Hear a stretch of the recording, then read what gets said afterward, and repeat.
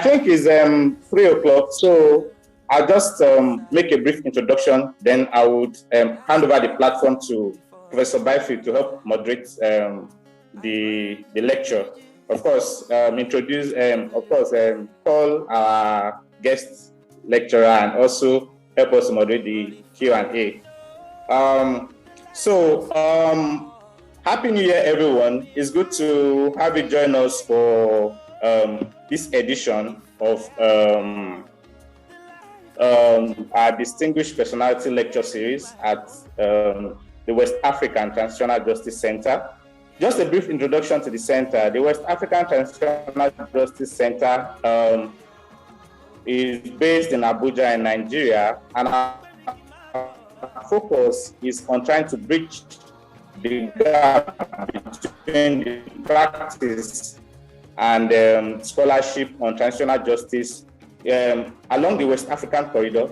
In the continent, the Distinguished Personality Lecture Series is part of our initiative to try to bring scholars to share the products of their research as relevant to our center on transitional justice and other, relevant issues. So today we have my very good friend, Dr. Phil Jansen. Of course, we answer the same name. So a Canadian based in the US, who is going to be telling us about how we can try to historicize the integration of the African diaspora in drawing example on the continent, drawing examples from, of course, our West African context of Nigeria. So without taking much of our time, I would just like to hand over the platform to Professor Byfield to help us, moderate the session. Thank you once again. Happy New Year, and hope you have a very wonderful event. Thank you. Professor Byfield. Thank you. So good afternoon there to everyone there, and thank you for joining us. And so this morning, we're going to be treated to a lecture by Philip Jansen. And actually, this is a topic that for me is really very, very interesting. I should admit that I'm from the Caribbean originally. I'm from Jamaica, and have worked on Nigeria all these years. And so I'm really fascinated in this history of West Indians in Nigeria. And so the title of his talk, if it hasn't changed, is Tension on the Railways, Newspapers, Colonial Ideology, and West Indian Identity. I'll turn things over to you now, Phil. All right, thank you very much, and good afternoon, everyone. I know it's afternoon there. We've been remembering. I forgot too. It's morning here, but in Florida, but afternoon in Nigeria. So good afternoon to everyone. I want to say thank you first to Philip, my friend with the same name, who arranged all of this, who arranges all these presentations through the West African Transitional Justice Center. Philip also made my research in Nigeria possible. I wouldn't have made it into the country without him. So thank you, Philip. And I also want to say thank you to you, Professor Byfield. I'm sure all of you know that Professor Byfield has written extensively about 20th century Nigerian history, just has a new book come out last year, but she has also written about the topic I'm discussing today. So I'm especially honored that you are here today, Professor Byfield. So my topic, my presentation is about West Indians in Nigeria. It is specifically about a group of West Indians who came to work on the Nigerian railway about 100 years ago, a little more than 100 years ago. I know today, if you walk around some parts of Lagos, you might find some traces of the Caribbean, some Jamaican flags, perhaps, some reggae music coming out of some speakers. But in my presentation, I want to go back in time to the early 20th century to focus on this small group of West Indian railway workers. By 1915, about 100 West Indian railway workers, so not a huge group, but by the time, a fairly sizable group, about 100 West Indian railway workers had arrived in Nigeria, and they found themselves in a challenging position. On one side, they earned lower salaries than British railway workers who were doing the same jobs, and they also encountered racism and violence at the hands of British colonial officials. On the other side, they faced, understandably, animosity from African railway workers who had been passed over for these positions. The British had decided to hire West Indians instead of hiring Africans. So the main questions for today, first, how did West Indian railway workers respond to this position of double marginalization? And the second question, what were the relationships like between Africans and West Indians during this period? What kind of tensions came up? And finally, how did they try to overcome these tensions? No audio. Oh, can everyone not hear me? We can hear you. We can hear you. Okay. Okay, so someone cannot hear me, but I guess it's not from me. I'm sorry about that, but all right, I'll continue then. Okay, so what I was saying, these main questions. First, how did West Indians respond to this position of double marginalization? And then what were the relationships like between Africans and West Indians during this period? And finally, how did Africans and West Indians try to overcome some of the tensions that were created? The presentation has two parts. I'll begin with the simple story of how and why West Indians came to work for the railway in West Africa, and then move into one specific controversy that unfolded in the newspapers in Lagos in 1915. So I'll begin with this first question. How and why did West Indians end up working for the Nigerian railway?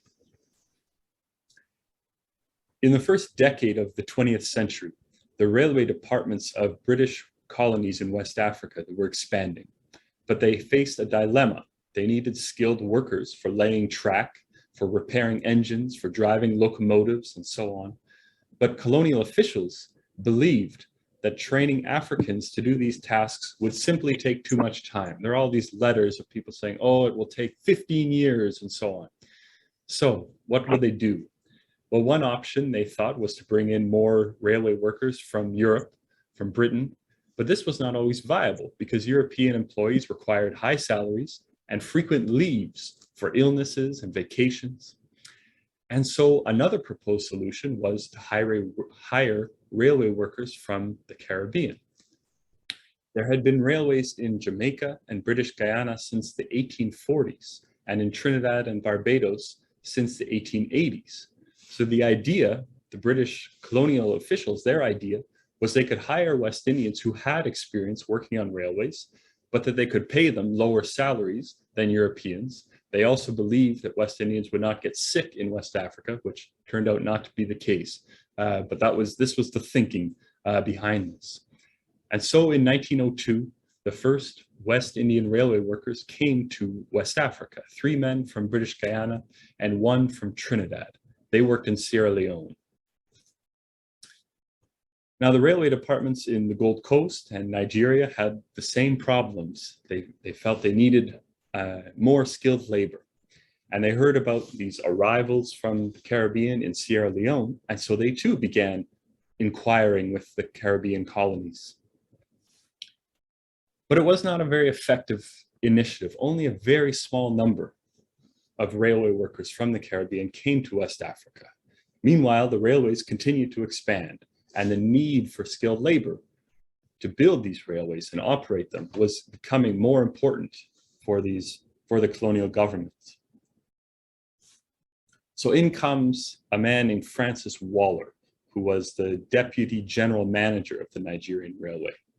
And he too had his complaints, and he would write and write about, oh, the lack of skilled labor, we cannot train Africans to do this work, and on and on and on, this kind of language. So Waller also made inquiries with British colonies in the Caribbean, but still, by the end of 1913, there were just 7 new West Indian railway workers in Nigeria, 6 from Trinidad and 1 from Jamaica. Put up some slides here. I have some images, so I'll try and share those. Hope you can see that.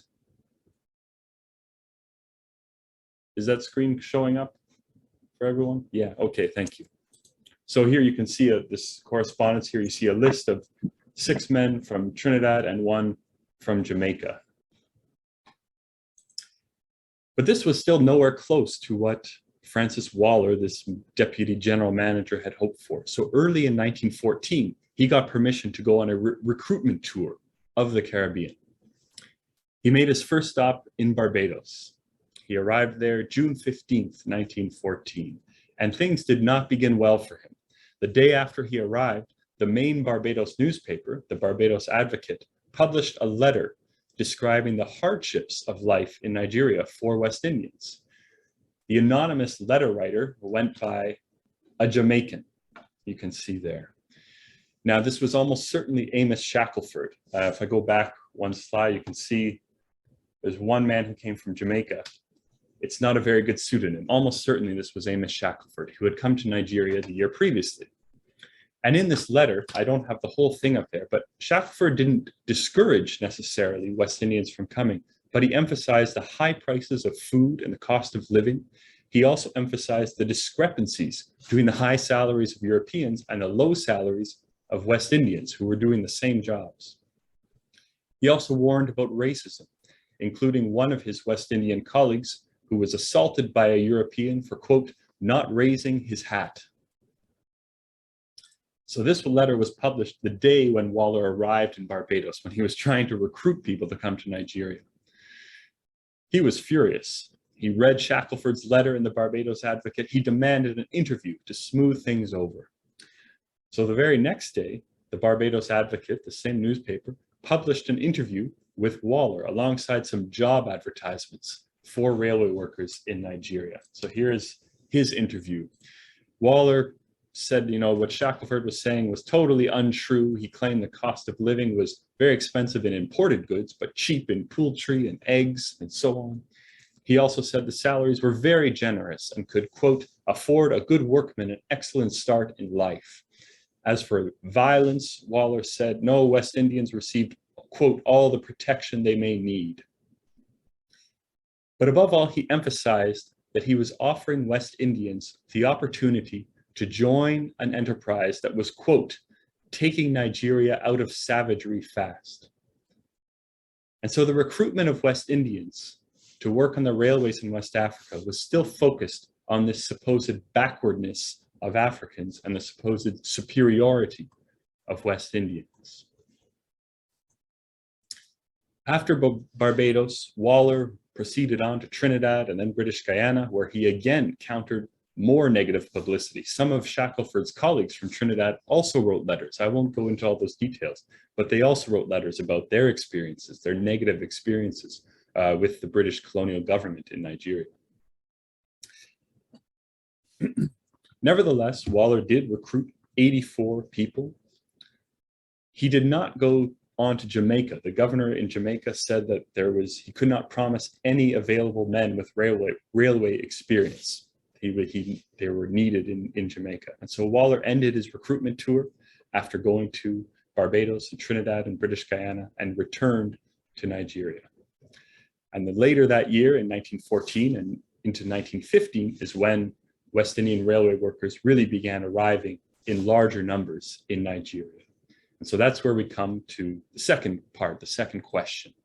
What were the relationships like between West Indian railway workers, this large group suddenly arriving in West Africa, and Africans?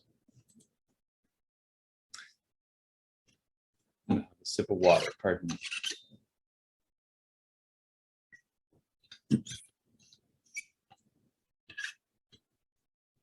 When West Indian railway workers started to arrive in Nigeria, they had to reckon with the effects of racism and alienation.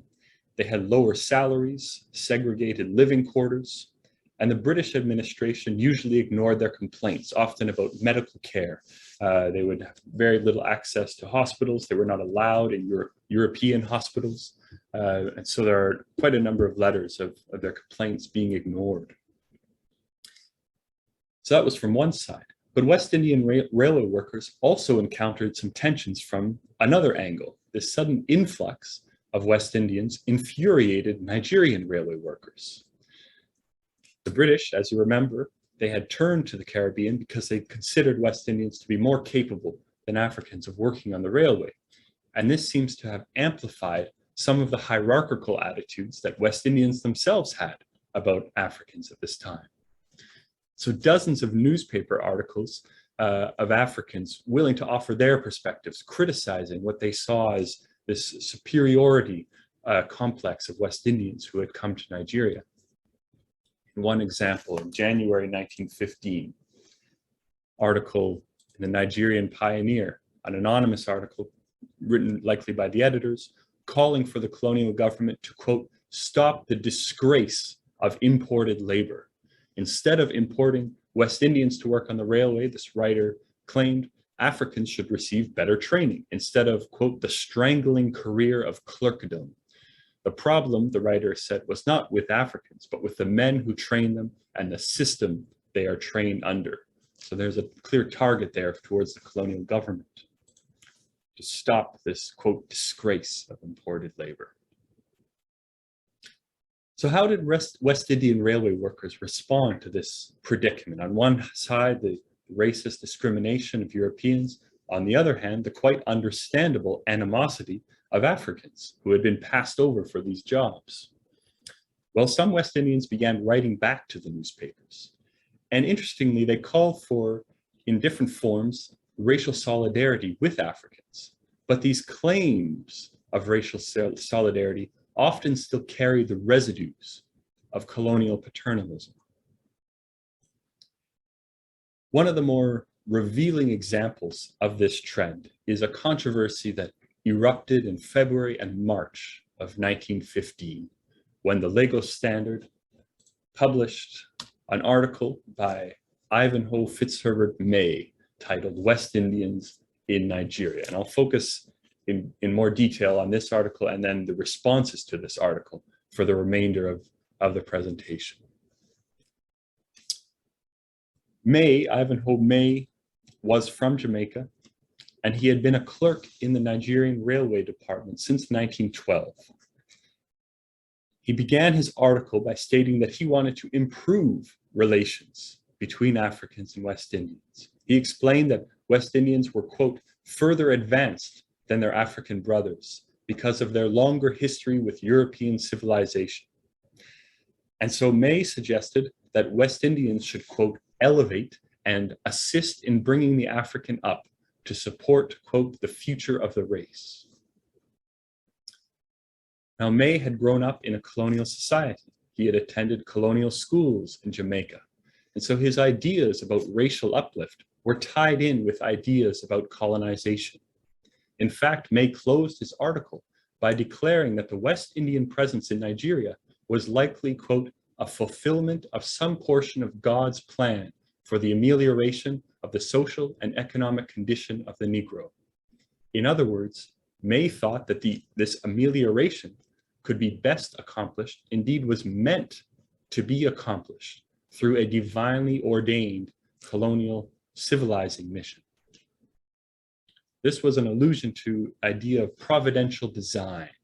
It reveals influence of Edward Blyden, among others, who contended that the transatlantic slave trade was part of a divine strategy to arrange for the redemption of Africa. For May, growing up in the context he grew up in, he believed that the only way to unify Africans and West Indians was for West Indians to elevate, as his words, to assist and elevate Africans, to bring them up to speed, so to speak. So May was using this language of racial unity and solidarity between Africans and West Indians, but it was also a kind of language that was rooted in certain hierarchies about culture and civilization. So that's Ivanhoe May's article, and this set off a little bit of a controversy in Lagos society. A week after the publication of May's article in the Lagos Standard, two other West Indians wrote letters, and they tried to distance themselves from May. They disagreed with him. The first was from someone named John Phillips, who was also working in the railway. He stated that May's article contained grave misrepresentations of West Indians in Nigeria. He was trying to smooth things over. He claimed there was no wide line of demarcation between Africans and West Indians, but rather a bond of blood. But Phillips's letter also contains these traces of the same colonial hierarchies, the same sense of paternalism found in May's article. In the second half of the letter, and you can see part of it there, Phillips writes, quote, "Coming as he does from the older colonies, the West Indian fully realizes the importance which would be attached by the native to his every word or action." So there's a sense here again that Phillips is saying there is no difference between us, between West Indians and Africans. But there is also this implicit language, again, of this hierarchy, this hierarchical relationship between West Indians and Africans.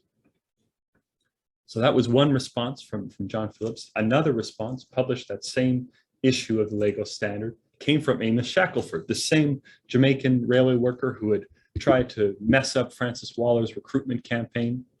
He also rejected Ivanhoe May's article. He said he rejected May's claim that West Indians were, quote, arrogant or engaged in overlordship of Africans. Shackelford claimed that West Indians always carried themselves in a spirit of goodwill. But like Phillips, Shackelford's defense of West Indians in some ways betrayed his own sense of superiority. He wrote that even if there had been instances of tension between Africans and West Indians, quote, "the native must have taken it in good part, as he made no complaints." Well, that was not true. There was certainly a great deal of tension between Africans and West Indians.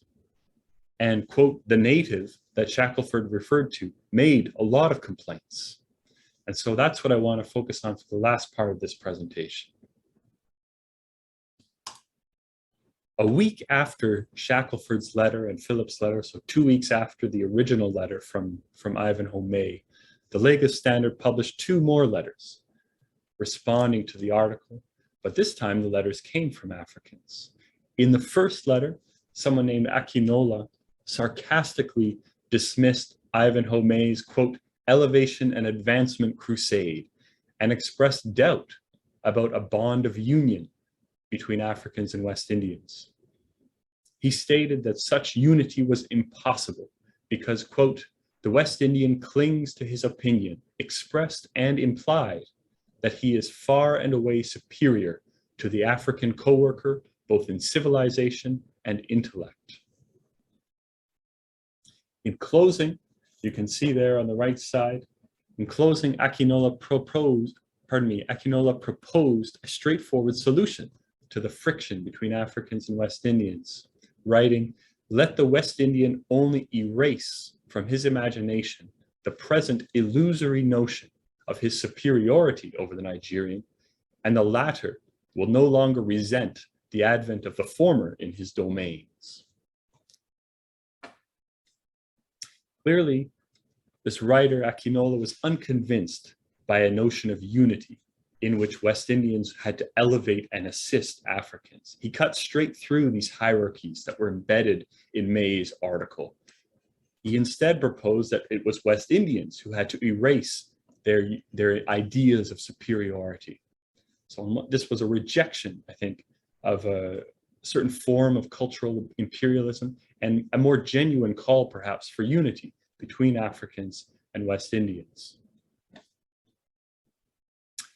Another response, this time from someone named Sheva, also in the Lagos Standard, here again criticized May and his imperious attitudes about West Indians. Sheva claimed that the, quote, "intelligence of West Indians did not imply that Africans were, quote, not intelligent, but instead that Africans and West Indians had developed under agents foreign to each other."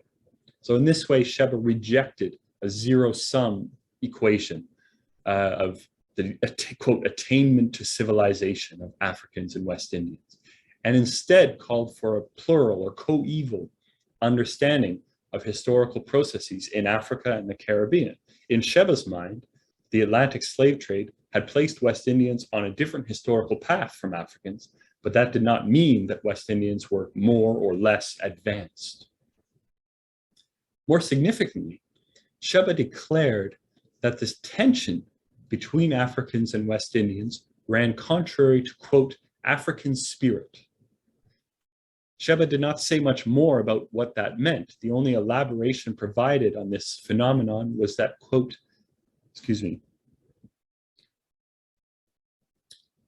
pardon me.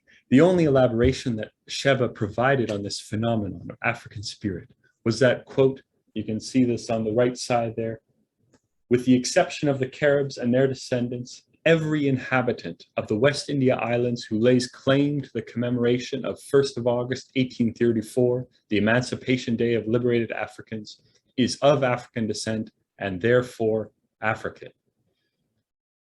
Sheba's mention of an African spirit and this claim that West Indians had never ceased to be African was particularly noteworthy, certainly for people like Amos Shackelford, John Phillips, and Ivanhoe May growing up in the Caribbean, in Trinidad and Jamaica of the late 19th and early 20th century. There was no conception, no idea in those colonial schools that they were African. They thought of themselves as being British. This was quite a different take then. It's also a notable thing Sheba described in the sense that everyone in the West India Islands had this claim to being, quote, African. Sheba would have been well aware of the role of Africans in the slave trade, the fiction of a unified Africa. The last slave ships had left Lagos in the 1850s. Domestic, quote unquote, domestic slavery had continued unabated in Nigeria for several more decades. But still, by claiming that West Indians were African and pointing to the existence of this African spirit, Sheba was imagining something else, imagining the potential of a transatlantic unity, a more genuine transatlantic unity between Africans and African descended people in the Caribbean. In other words, Sheba was asserting an African-centered view of world history. Instead of framing the histories of Africans and West Indians as mediated or dictated by Europeans or by providential design, as Ivanhoe May had claimed, instead of articulating or framing the histories of Africans and West Indians in those terms, Sheba instead articulated a view of history in which Africans and African-descended peoples in the Caribbean may have walked different paths, but remained linked by this common force, African spirit. So Sheba's call for unity was also more genuine than Ivanhoe May's. It moved beyond these hierarchical notions, colonial notions about advancement, assistance, and elevation.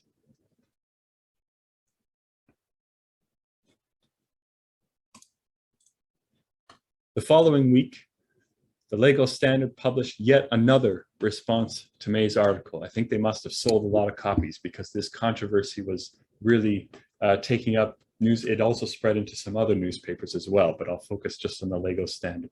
So the following week, the Lagos Standard published yet another response to May's article, this time from someone named Solad, who began by criticizing, again, Ivanhoe May's article, criticizing John Phillips, criticizing Amos Shackelford, arguing that they were all trying to lull Africans into, quote, a false sense of security.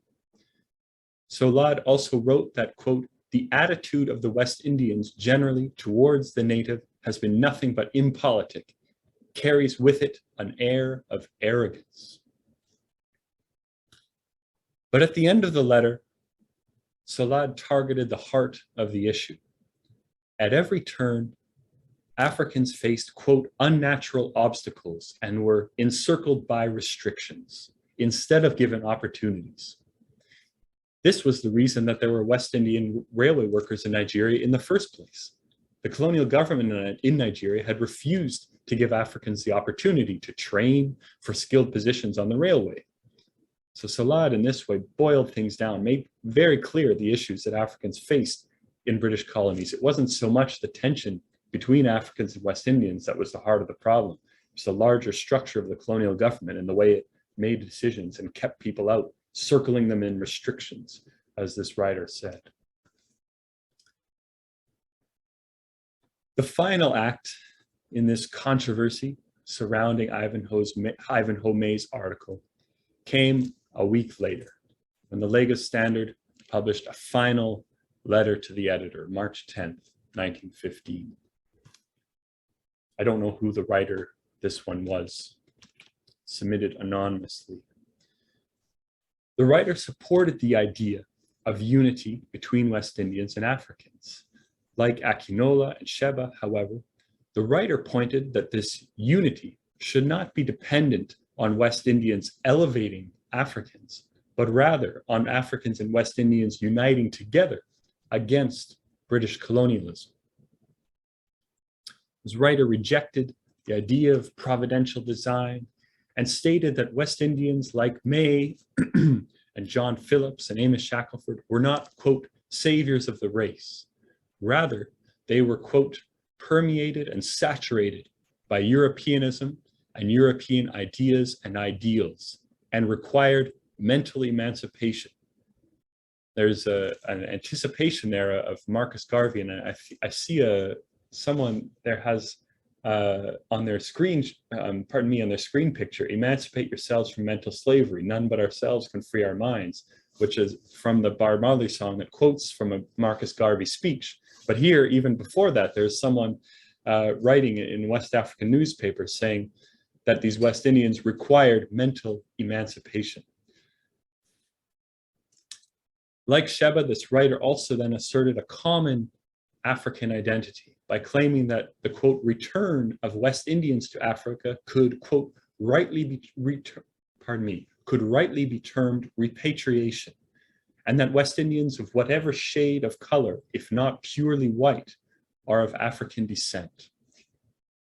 In closing, you can see there at the bottom of the screen, this writer called for international racial solidarity against European colonialism. I'll read this last part of the letter. Every broad-minded West Indian, we are sure, will find African natives ever willing and ready to extend the open hand of an undying friendship. He will be welcome to our hearts and welcome to our homes. The forces against us and the times in which we are living must compel and to appeal to all Negroes wherever found to combine and cooperate. For united we stand, divided we fall. This anonymous writer may have criticized the imperious or arrogant or Europeanized attitudes of some West Indians, but this letter was nonetheless a more open invitation to all Africans and all African descended peoples. Referring to us and we and the race, this was a radically inclusive stance that stepped past these hierarchies and barriers. It brought together Africans and West Indians under a common identity, one that was unified to fight, quote, the forces against us, whatever that meant, perhaps the restrictions imposed by the British colonial government. Now, in many ways, this writer was anticipating the global rise of Garveyism that took off in the next 5, 6, 7 years in North America, in West Africa, in the Caribbean, and elsewhere. And unlike the beginning with Ivanhoe May, his first article, unlike his call for unity, this was a call for unity grounded in equality, a unity without references to hierarchies or levels of civilization or backwardness and superiority or levels of advancement.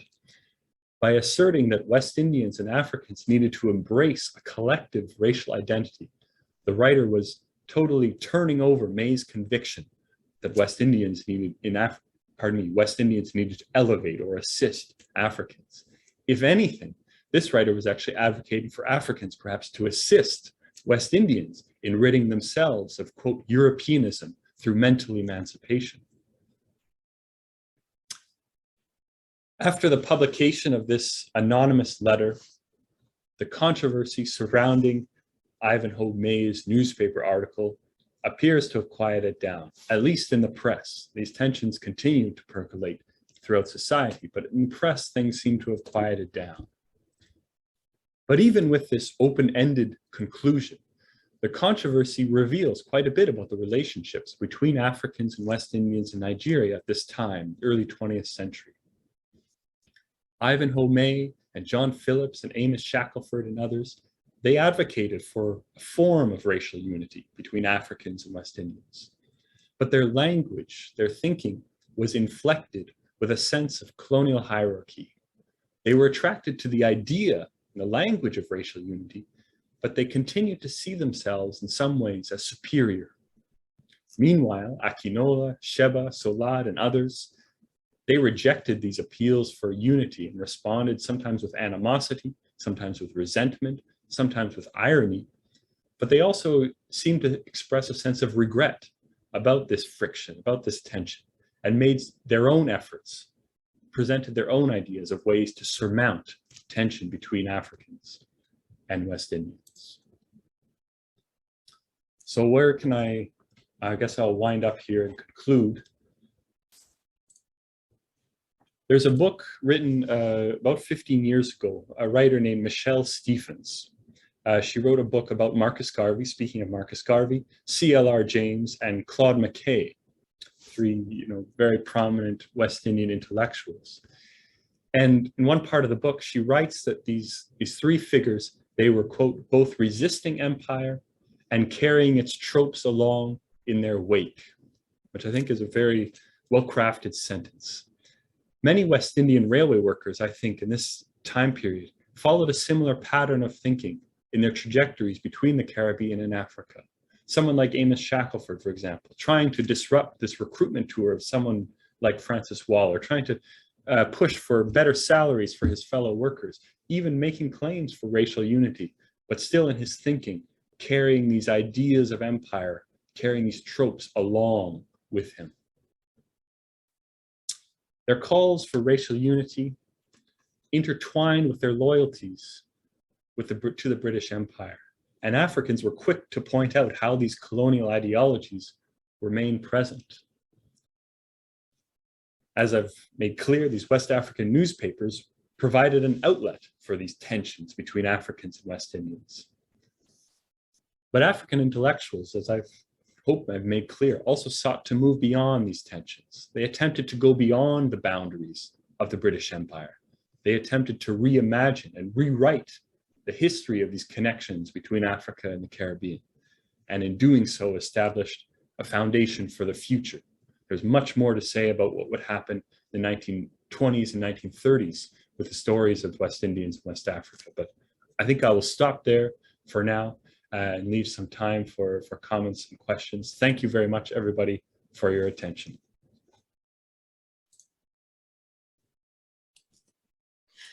Thank you so much, Philip.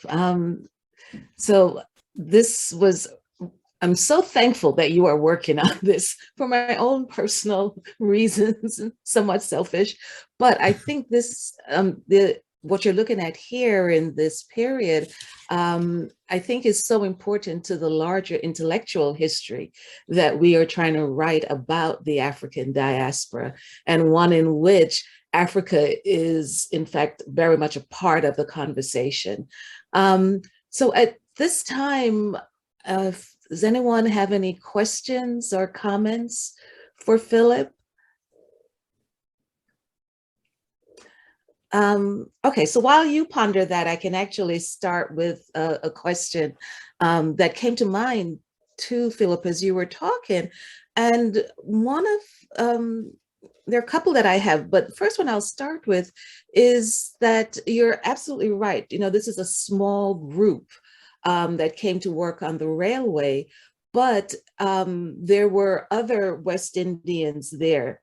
And I'm thinking particularly of the missionaries who had come over from Jamaica in the 19th century. And so if you could elaborate a little bit more on sort of maybe the relationship of those missionaries from the West Indies who were serving in Nigeria, and how they, in fact, also may have helped create this, or, the extent to which this idea of uplift informed sort of the cultural relationship that was being established here, so that the railway workers weren't introducing this for the first time, which is part of what I'm sort of getting at, that they're also bringing it with them, but that some of these ideas were already circulating by other West Indians who had come over to Nigeria. Thank you. Yeah, I think that is a really important point, that this group of 100 or so West Indian railway workers was not the beginning of this story. It's one area where I have some sources I can work with, but it is part of a larger story, as you say. There were missionaries who came to West Africa. and played a role here. I think another, I mean, there are even our personal connections in these stories. With Shackelford, his first wife was I believe her name is Catherine Ricketts. Her father was one of these missionaries, I believe from Jamaica, who had come earlier on. And so there you have a sense. There are also a lot of connections between West Indians, not just railway workers, but missionaries and others, and those who came from Sierra Leone back to Nigeria as missionaries with the Church Missionary Society. There are a lot of connections between those families, those prominent families in Lagos society. And so I think you're right. There's a larger story of racial uplift in the African diaspora at this time, even larger than the story of Jamaican missionaries coming, or West Indian missionaries more generally coming to West Africa. There's these currents of racial uplift in North America, in the United States, and throughout the Caribbean. I think maybe a key ingredient, especially in the Caribbean, is the travels back and forth. Is that when West Indian missionaries would come back to the Caribbean, they would often give presentations. What is life like in Africa, quote unquote? And sometimes, quite often, these presentations were not written, but complemented with stereotypes about life in Africa. And so from some of my other research, I have stories of people who are working not just for the railways, for agriculture departments, and they say, I had no idea what life would like in Africa. I thought there would be lions and tigers and jungles and so on. And so some of these stereotypes were in some ways reinforced through these missionary groups, and that continued into the 20th century. So when West Indian railway workers are arriving, that's sort of the context they grew up in the Caribbean. And I think that I'm really losing track of the answer here, I'm sorry. But one last thing I'll say is that when they arrive in West Africa, I think that is where things really start to change, because it's no longer an idea, it's real. They are in Lagos, they're in the Niger Delta and so on. And they start to make connections with people, they start to learn languages. And I think their ideas about racial uplift, their ideas about empire really begin to shift once they're actually engaging with people.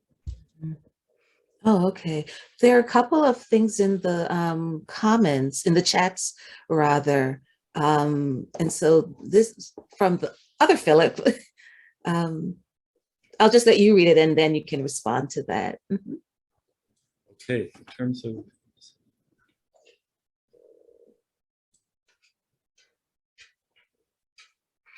how have these impacted relations today?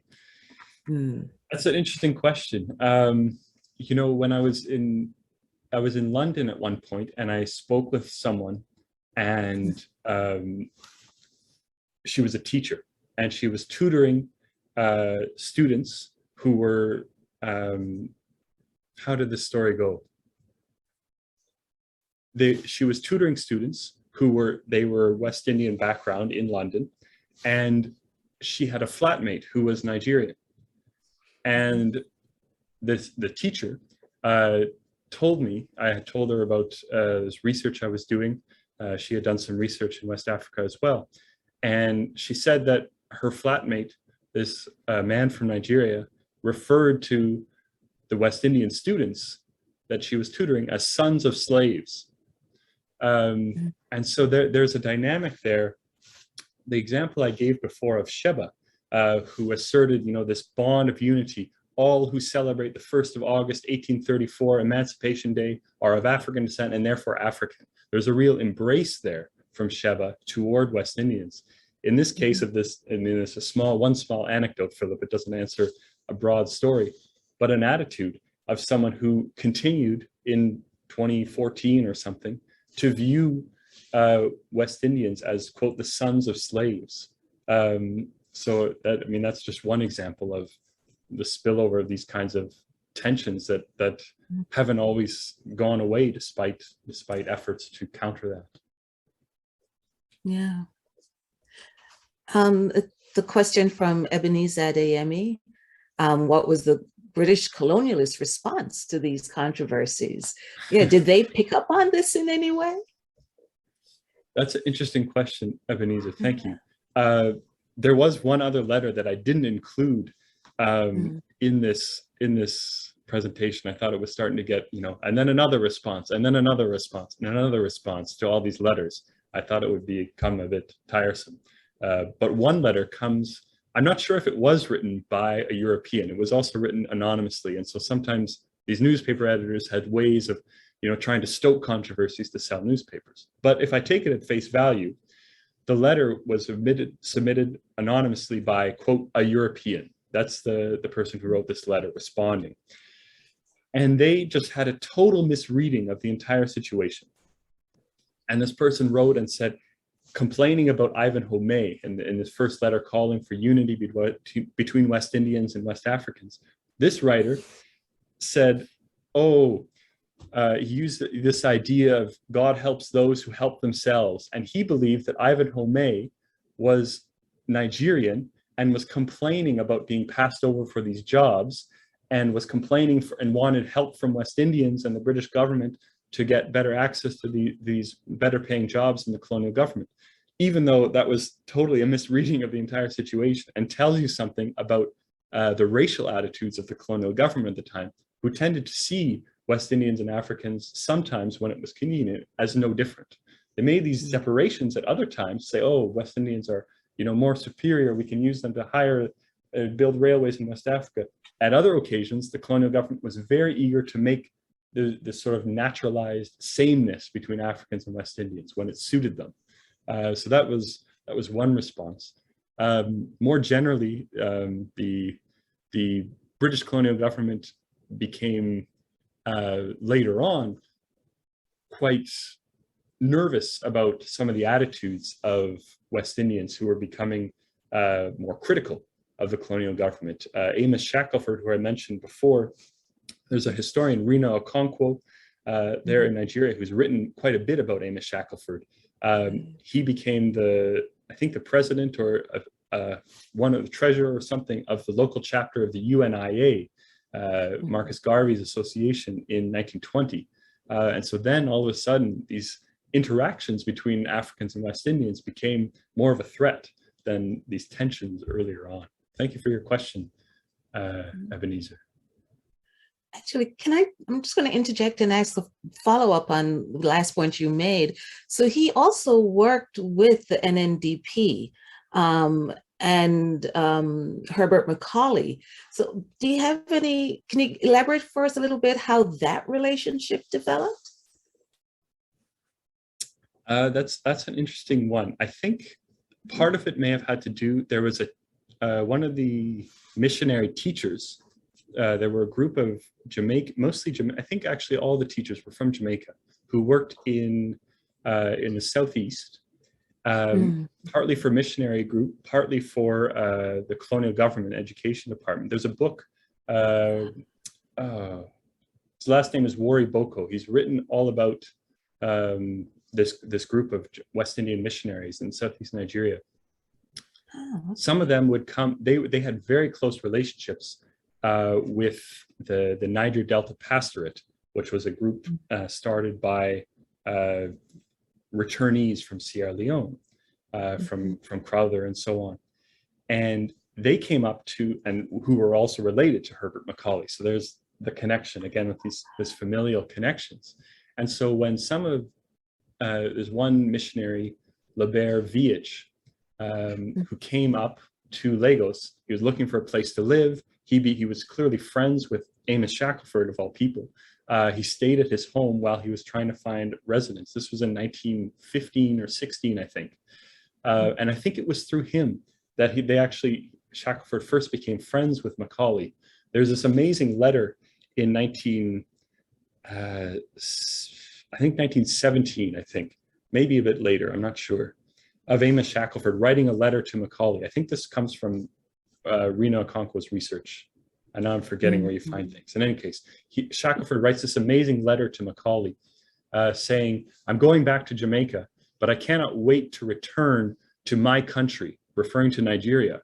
And so there was this development, I think the links with Viech and their missionary teachers, the relationships that they had with the Sierra Leone missionary returnees brought some of the West Indians closer to Macaulay. And then, as you said, Shackelford and Macaulay became quite close. Shackelford's second wife, a woman named Gwendolyn Shackelford from Jamaica, also was quite involved with Macaulay later on. Yeah, it's really fascinating, all these networks that sort of emerged in this period. Right. Oh, okay. So I'll go back to the chat. There was another question from Philip about the implications of these earlier labor relations for migration and nationalism today.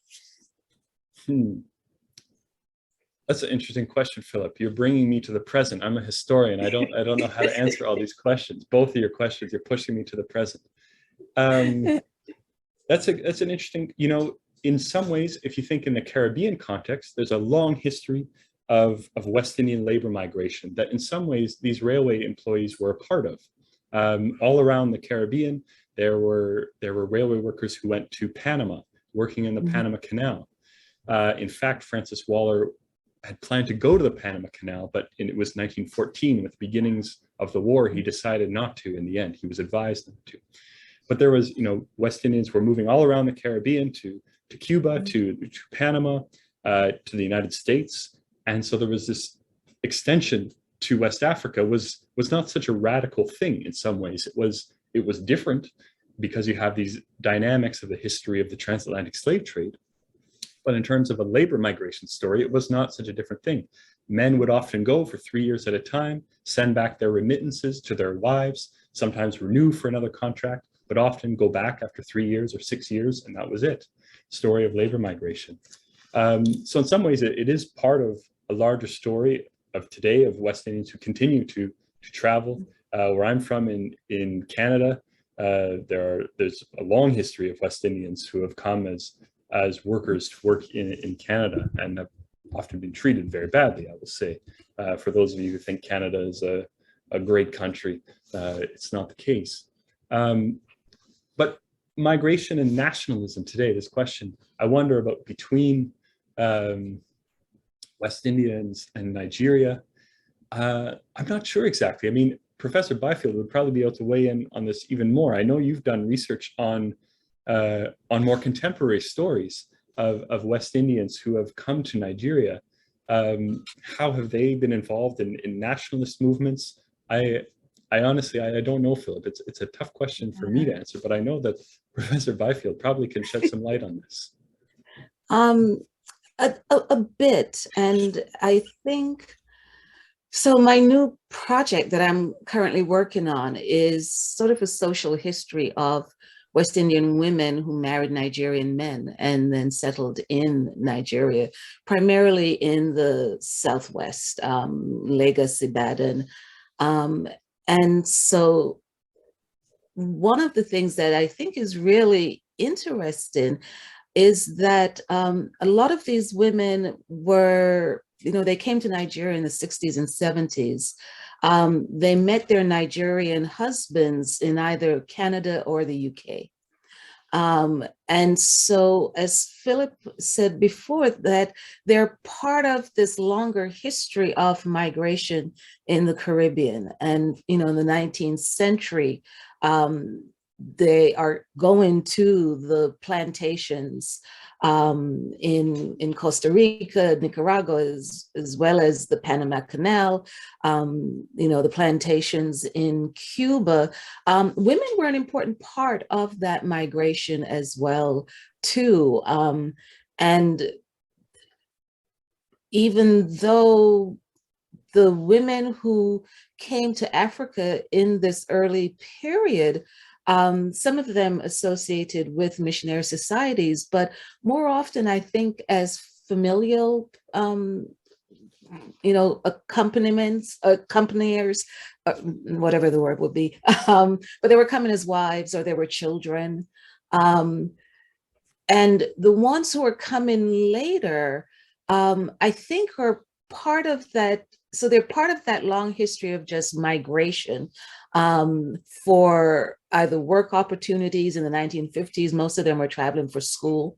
They were there to get training that they couldn't get easily in the Caribbean. And And so even them marrying Nigerian men and moving to Nigeria is a part of that story of both labor migration, but also nationalism, because I think by then too, the nationalist movements had developed in the Caribbean as well as in Africa. And I think the aspiration and the anticipation of what independence was going to bring was a part of the sort of calculus that informed their decisions to come to Nigeria. Because I've been doing some interviews, and one of the things that came out in all the interviews is the excitement about coming to Nigeria at that time. Their husbands were among the pioneers, in a sense, of a lot of the new institutions. They were the people who were the first generation of scholars in the new universities, the people who were setting up new hospitals and clinics. And so a number of these women saw themselves as actively contributing to that whole process. And so there's an element of Pan-Africanism, because Jamaica is going through all of this at the same time too, as well as Trinidad and Barbados. But they weren't sort of Caribbean, they weren't acting out of sort of a sense of Caribbean nationalism in that particular moment, and it didn't inform their marital choices. And so they were part of this larger Black universe and very engaged in this and very committed to this anticipation of the improvements that decolonization was going to bring. So I'll stop there. I hope that helps in some way. And I'm going to go back to the chat. There was a question from Olutaya Taya Adeshina. Hi. And he was asking, what was there an integrationist mood among the West Indians during this period, this early period that you have laid out for us, Philip? Thank you, Professor Adeshina. I don't know if you'll remember me, but 5 or 6 years ago, I sat in your office and talked to you about this. So I'm honored too that you're here. Was there an integrationist mood among the West Indians during this period? I do think there was, in some senses. Even those articles I shared in this presentation, there was a real call, a real sense of desire, even for a sense of unity and integration, if that's what you mean, between Africans and West Indians, even if it carried with it certain hierarchical attitudes. But maybe I can share a couple of stories that might make this more clear. What I ended my presentation on, this idea that they were, these interactions, while there was a lot of friction and tension, they also set a foundation for the future. And some of these teachers, I think in particular, the West Indian teachers who were in Nigeria played a really quite significant role. And partly maybe because they were there for a lot longer. Often, most of them between about 1900 or so and 1925, 1930. It's a much longer time period than some of the railway workers. This man I mentioned before, Lebert Viech from Jamaica, he taught in the southeast, but then he moved later to Lagos, to King's College. Among his students, one was Ernest Ikoli, the prominent journalist who became a founding member of the Nigerian youth movement. Another one of his students, Hezekiah Oladipo Davies, who was also, I believe, a prominent figure in the Nigerian youth movement, later ended up in London as, I think, a president of the West African Students' Union or something. He was involved with WASU to some degree. I forget exactly his story. Another teacher, this is sort of separate, but Levi Dawes from Jamaica. Yes. He had a son, Neville Dawes, who was quite a prominent author in Jamaica. But his son, so now we're the grandson, so we have Levi Dawes, who was this missionary teacher from Jamaica and Nigeria for 30 years. Neville Dawes, who's this author and poet from Jamaica. But he then went back to Ghana in the 50s and worked at the university. So there was some sense where this earlier pattern from his father of going and working in Africa, I think that is sort of, that's what I mean by setting the foundation. His son is a man named Kwame Dawes, who's a prolific poet and an English professor here in the United States. So I think, yeah, was there an integrationist mood? I think, yes, there was in this period, but it still carried some of these colonial attitudes, but it did still set a foundation. So how did this play out? I think it set a foundation for later generations, like some of the stories I've just mentioned of people who really did make more genuine connections between the Caribbean and Africa that were sort of outside of these colonial or hierarchical attitudes. And I met a granddaughter or great-granddaughter of the Reverend Dawes, who was doing research on on the grandfather, on the Reverend. Wow. But she was based at a university in the UK, and I'm not sure what happened in the end. But it's interesting how those connections still continue to circulate. So Philip, you actually had a question for me about West Indians, Nigerians, and African Americans. If in terms of migration, and I think it's sort of two, you can go at this in different ways, but I think in the UK, there's probably been,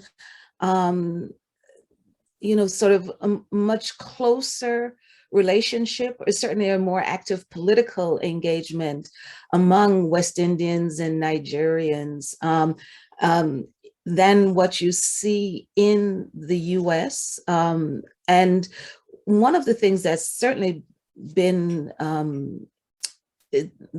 very clear on some of the campuses is that there actually is a bit of a tension between students from the West Indies or first generation and Caribbean and African American students. And it's, I don't know if this has shown up at in Florida, University of Florida there, Philip, but in some of the other schools in the Northeast, there's been this this tension because it became very noticeable, particularly by the 1980s, late 80s into the 90s, that so many Black students on campuses were not African American students, but were actually first generation West Indian or Nigerians. And we've had to have at some moments very difficult conversations about that. And in fact, those conversations where we have had to really work through some of those stereotypes and tropes. So some of the ideas that Philip mentioned that were part of the discourse then at the 1915 did not disappear. And so there's been ways in which students from the West Indies, as well as students from Nigeria, bought into the rhetoric that African Americans, in fact, were not willing to do the hard work to be successful in the US.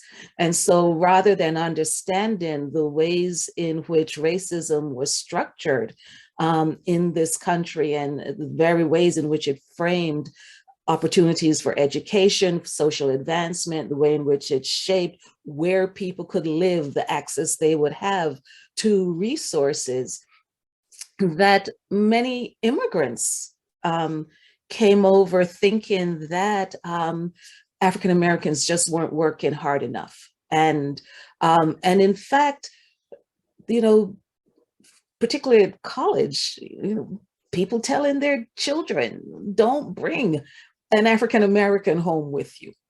And so I think one of the challenges for us has been, to really have everyone sort of come to a better understanding of how racism has been structured in American society, of those sort of tropes that people have accepted in, and part of this has to do with their own sense of nationalism too.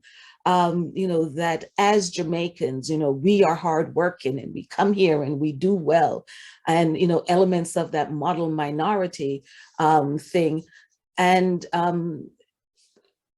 we've had to really work at sort of shifting the tenor of those conversations. So we can talk more about that at another time, but this is something that I think is very much on the minds of, how to create a different sort of politics in the US among, within this very now heterogeneous Black community here. It's not just African Americans, it's also now these children of West Indians and other African groups, not just Nigerians. And a politics that is going to be framed around challenging the structures of racism within the American nation state, but that can also speak to the ways in which race shapes American foreign policy to all of these different regions too. Okay, so, and then from George Nakanda rather, who Philip says, his father worked for the Nigerian Railway. So maybe you two should talk afterwards, because he may have access to some materials that may be useful for you. Oops, sorry. Okay. Yeah, there are certainly some things written about the Nigerian railways in particular, but even depending on the years, if you have certain names, it's possible that I've come across them when I was there in the archives. I read lots and lots of files about Nigerian Railway, but mostly before World War II, before the 1940s. But depending on your age and the age of your grandfather, it's possible that you've come across that name. Be happy to talk with you more about that, George. Okay. Philip, I did see your hand up at one point. Yeah, I mean, it's very interesting for me. Sorry, Philip.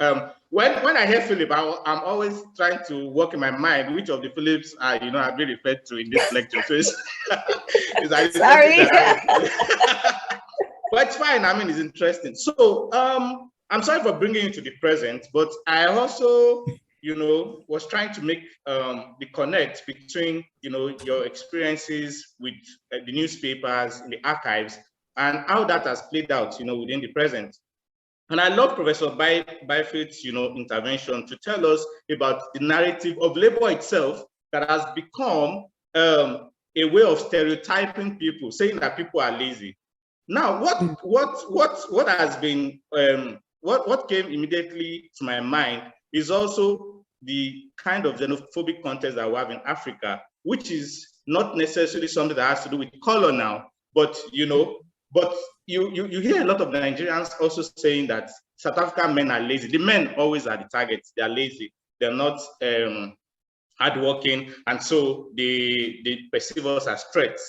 Now, within the Nigerian context itself, which has nothing to do with nationalism, you hear people talking about men from marginalized communities as lazy.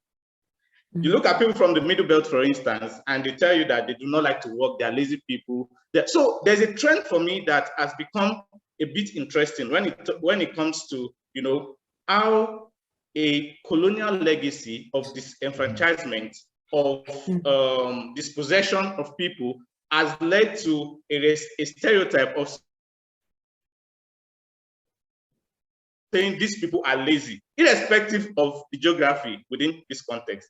And so I think it may be something that is interesting for us to explore whether there's like a sort of conspiracy when it comes to racial or ethnic or relations with the other in whatever context, and how this plays out in terms of labor relations. Not to forget that when you were talking about the reasoning for bringing West Indies to Nigeria in the first instance, it was because Nigerians were not capable. They had to be saved. They had to be led out, of the crude way, according to the narrative of the empire at that time, which in itself is falsehood. Of course, all of us know that. But this has persisted in terms of people who find themselves as migrants in host communities, and when they do not have the kind of reception that they have, then a lot of narratives of their abilities, their strengths, and even their attitude to work becomes a way of trying to displace them from there. I don't know whether you understand you can help me to expand this context a bit further. So that's something that I just wanted to share. Yeah. Yeah, I would say, Philip, these kinds of ideas, these tropes, the lazy man, the lazy worker, they do have a history. They come from somewhere. Certainly in when you talk about the legacies or the influences of colonialism, the lazy native, that is, one of the most prominent tropes of colonialism, and it's not just an idea, it's a very powerful idea. It justifies for the British, certainly, and other Europeans who came to West Africa, that was a justification for, this land is not being used properly because you are lazy. We need to take it over and control it in a certain way to make the full use of it, and so on. And so I think, you already did this by connecting between the ideas and these really tangible, powerful structural problems, as Professor Byfield was just saying now, and as you were saying, Philip. In my case, in this little story of the railway workers, you're absolutely right. On one hand, there's these ideas, the incapable, I can quote at length all these governors writing letters and saying, it would take 15 years before I could ever trust, quote, a native to even touch a locomotive engine, all this stuff. But it's not just an idea, it's not just words. It also then directly leads to who gets those jobs. All of a sudden, there are West Indians who are working, and it amplifies and it feeds back on itself between the ideas and the opportunities that are available. And so it sort of reinforces itself. All of a sudden, the reason at first that Africans are not working in these skilled labor positions in the railway is because they don't have opportunity. Then all of a sudden the idea is that, it's because they're incapable, but then they don't have the opportunity to train how to repair a locomotive, and it just goes back on itself and itself. I think you could, if you did a close analysis of all these sort of inequalities or structural barriers that exist today, you could carry back an analysis of where the ideas come into play that have created those structural problems, and then have continued then to reproduce those ideas later on. It's sort of a cycle, I guess, that's how I might put it. I'm sort of just repeating what Professor Byfield has said, but from the perspective of this railway example, that's how I would think about it. And one of the things that came to mind as you were talking there, Philip J, is that that is the trope that is used to justify the importation of labor into the Caribbean after slavery ended. And so you had labor brought into the region from China, as well as India and Africa too. So there were Africans who were coming now as quote unquote indentured servants, but it's justified on the idea, well, that, now that there isn't slavery anymore and we can't beat them to death to work on the plantations, well, we're seeing the evidence of their quote unquote laziness, and they are just not committed workers here. And so we have to import all of this labor. So part of the irony of this story of the transport workers in going from the Caribbean to Nigeria is that you, at the same time, have labor being imported into the Caribbean. And this is just around the period where indenture is actually going to end. So you have all this labor coming in, supposedly because they can't get Jamaicans and West Indians to work, particularly on the sugar plantations. And even just a small thing to add, even in the 1840s and 1850s, there are importation of Africans to the Caribbean colonies to work as well. So it's just a total flip of what you described. That's a really interesting point. Thank you. Huh. Yeah. So you really see how, these ideas are circulated to justify particular structures of the political economy. I mean, and part of the irony in Jamaica is that they make Jamaicans pay extra taxes to bring the Indian and Chinese laborers in. And this is after the plantation owners got paid for the quote unquote loss of their labor, and no resources were made available for now the freed men and women. Okay, so sorry for speaking without permission, but this is getting interesting in terms of I just love to share my own ideas in within some of this context. So I don't know how relevant this is to this topic, but my first trip out of this country, actually, while on my way to the UK, I had a stop in Qatar, Doha, the Doha airport, for instance. And one of the shocking things for me was to see people, Asians, cleaning toilets at the airport. So I was like, okay. So my friends that were saying that they couldn't survive in Doha when they had struggled in Nigeria, so I was thinking, well, if you find yourself outside of Nigeria, I think that's our orientation. Then your survival, your ability to survive, has been enhanced already from the background from which you're coming from, actually. So seeing this, but what I wanted to point out is in terms of ability and labor. So seeing this indentured or these Asians, working in these toilets brought to my mind immediately the kind of challenges that Africans will have. This is like an unskilled labor. This is like the lowest of the low. And you cannot compete with these Asians because I think they offer their services for lower wages, according to what I was told, And so I was now asking myself, if you cannot compete with them at this very basic level, of the labor cadre, how do you compete in terms of even getting to teach, for instance, not to talk of technology and in other aspects? And that brings me to the question that I really wanted to ask, since we're talking about the colonial legacy and its implication on labor, for instance. And I'm putting the questions to both Professor Byfield and, of course, Dr. Jansen, to say that when we talk as Africans to move beyond colonialism, do you think this is a possibility in terms of trying to derive solutions? From my experiences, of course, both of you are very great historians,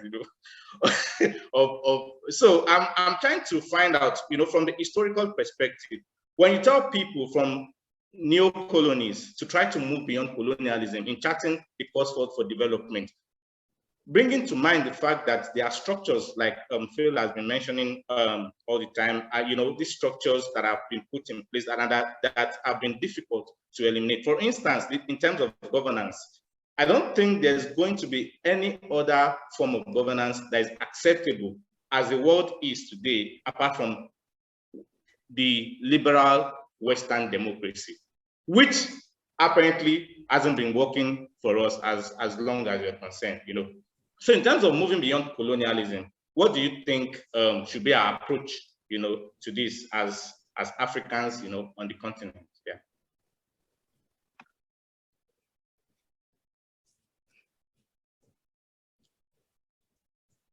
Well, it's a very big question, Philip. I mean, I will start by saying I don't have a good answer. I don't really have a good answer for you of how can African countries move beyond the legacies and structures of colonialism. I don't know. It's, if you're the most pessimistic part of me, feels like these kinds of structures, these international corporations and all this capital that moves around and feeds on the the lowest wages it can find and moves on to somewhere else, and so on and so on. Those are powerful things. On the other hand, I will say again, just coming back to this small story of a few hundred West Indians arriving in Nigeria, many of them very overwhelmed by their experiences of seeing this empire in full display now, what it really means to be part of this British Empire in these very tough situations. These networks emerge, small things, a story of someone who died, a railway worker from British Guyana. He died, Frank Reed, and he had no one to help him. He had 5 children back in the Caribbean. His wife had died 5 years earlier. He was sending money back to help them. And around this man, Frank Reed, who passed away, Amos Shackelford and Peter Thomas, a Sero businessman, they came together to support not only getting the pension that was due to Frank Reed from the colonial government, they also arranged all of his affairs, sent a big trunk back to British Guyana with another railway worker who was going back. What I'm trying to say is maybe, even in spite of these massive structural problems, it may not be that these kinds of small networks can end them. I don't know, but you do see in these moments the way that regular people in very regular experiences are able to come together and support each other in small ways, challenging some of those barriers. Those kinds of stories give me more hope against these larger pessimistic feelings that I have when these sort of networks can come together. But yeah, again, it is. I can't even pretend to answer your question, Philip. It's overwhelming. And it is a really big question. But I think one of the things that is important for us to do to begin to overturn or disrupt the structures that colonialism put in place is to actually think about development in a different way. So what was sort of prioritized first was, we're going to do this industrial development, and that's going to take us out of, our dependent relationship within the international economy, rather than focusing first on your citizens, your communities. I mean, one of the things that, I will say that I struggle with often is, the fact that we keep exporting our people. All the Jamaicans that are in the UK and who are doing fabulously well, who are just bright beyond belief. All the Nigerians I meet here, who are just incredibly smart and thoughtful and productive. America should not be the beneficiary of all of this intellectual energy. It really should be Jamaica and Barbados and Nigeria and Ghana. And that, I think, can only come about if our priorities are shifted to thinking in terms of not only how do we create, put in place the infrastructure for our citizens to develop and you know, show, you know, their mastery of different things, but how do we reinvest that locally so that we're not in the position then where we keep exporting?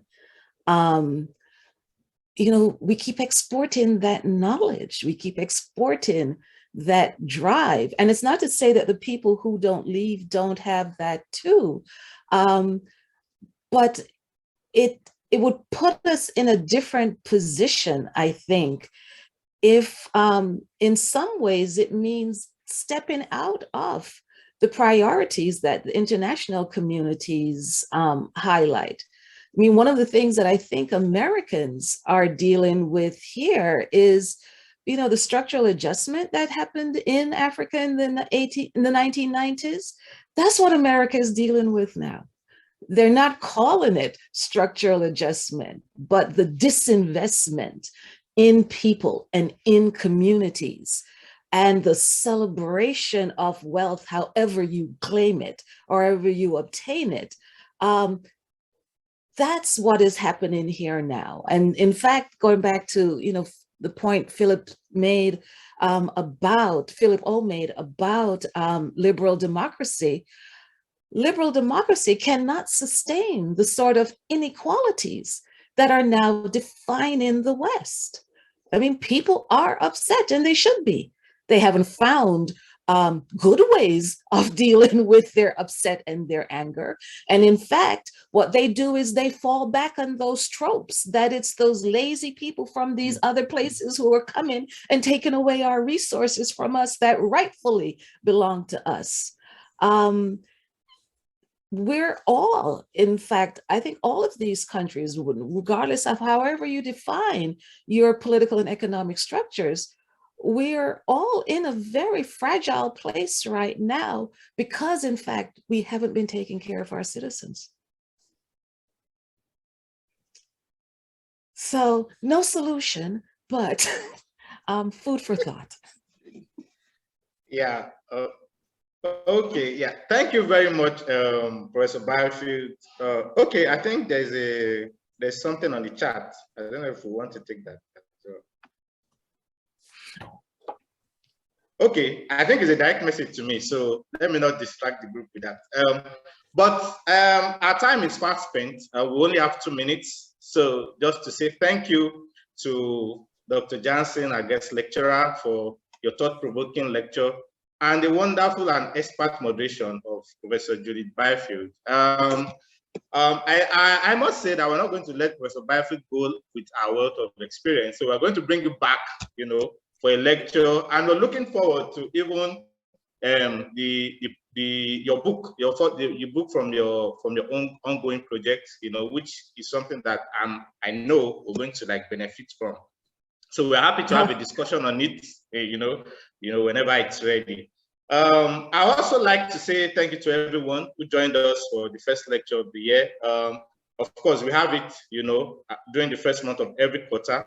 Next month, we're going to have our author spotlight event, which is basically where we bring authors together to come and discuss their work. In February, we're going to have the editors of Negotiating Patriarchy and Gender in Africa, which was published last year. You know, we're going to have them, you know, discuss their book, and we're bringing in 2 discussants as well, you know, to help us explore the key points of this important work. So thank you, everyone, and I wish everyone the very best of the day. Those who are going to bed, good night. Those who are just starting their day, a wonderful day ahead. And those of us who are like in the middle of our activities, success for all our activities today. So thank you very much, and see you during our next event. Yeah. Thanks so much. Yeah, so bye everyone. Yeah, bye. Goodbye. Bye.